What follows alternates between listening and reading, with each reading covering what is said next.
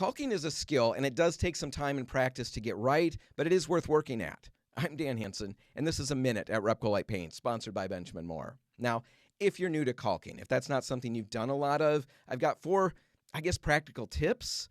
They're not really steps or anything like that. They're just kind of some random tips that will help you get off on the right foot.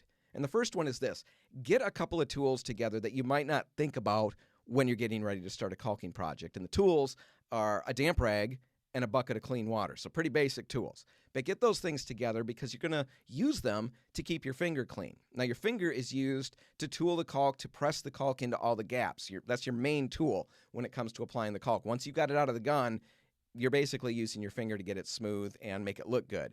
And if your finger is covered with a bunch of dried caulk, which happens very quickly because the caulk will dry very fast on your fingers, when you've got all those little crusties and little goobers on your finger, pretty tough to get it looking nice on the wall. So you're going to want to use that rag and that bucket to keep your finger clean. Pretty basic.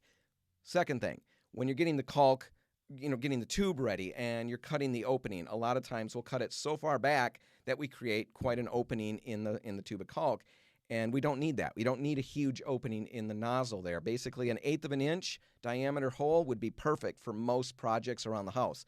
Third thing, when you're actually applying the caulk, you start at the top of the baseboard, right where it meets the wall, and using your caulk gun, run a bead right along that top edge. Do a section, maybe a wall, depending on how big it is. You certainly don't want to do the whole room because you want to get back on the caulk while it's still wet. So do a section, then come back with your finger, damp finger, go and wipe over that and remove a lot of the caulk that you just applied. You're pressing it into the joint between the baseboard and the wall, and you're removing a lot of it from the surface with your finger. Clean your finger off, wrap your finger in a damp rag, and then go over and do the thing one more time. Then get another clean section of the rag, the damp rag, and do it one more time. Each pass removes more and more caulk from the surface and presses it deeper into the joint. Once you've done all of that and you think it looks good, take a work light and examine it really quickly to make sure that it looks really smooth.